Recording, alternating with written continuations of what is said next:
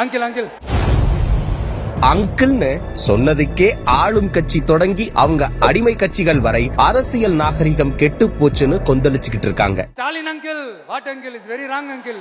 பெண்களை கொச்சைப்படுத்துவதற்கும் பெண் முதல்வரை சட்டமன்றத்துல மானபங்கம் செஞ்சு சிரிச்சதற்கும் பெருமைப்பட்டு இருக்கக்கூடிய ஒரு கட்சி நாகரிகம் பற்றி பேசுவதுதான் பெரிய நகைச்சுவையே. பொதுக்கூட்டம் போட்டு ஆண்கள் மட்டும் இருங்க, பெண்கள் எல்லாம் கலைந்து செல்லுங்கள் என்று சொல்லி ஆபாசமாய் பேசுவதற்கே பேச்சாளர்களை வளர்த்துவிட்ட ஆளும் ஆண்ட கட்சிகள் வார்த்தை நாகரிகமின்றி தலைவர் விஜய்க்கு பாடம் எடுப்பதுதான் வேடிக்கையே.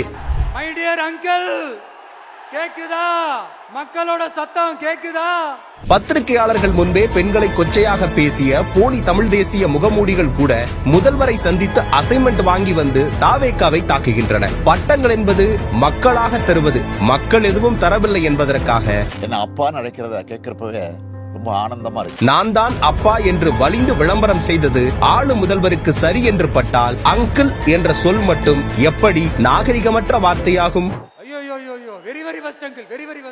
ஒன்றியத்து பாஜகவும் மாநிலத்து திமுகவும் மறைமுக கூட்டணி என்பதை மக்களிடம் அம்பலப்படுத்தும் தலைவர் விஜயின் கேள்விகளுக்கு பதில் சொல்ல முடியாமல் திணறி போயிருக்கும் திமுகவின் கூட்டம் அவதூறுகளை பேச ஆள் திரட்டி அற்ப அரசியல் செய்து வருகிறது.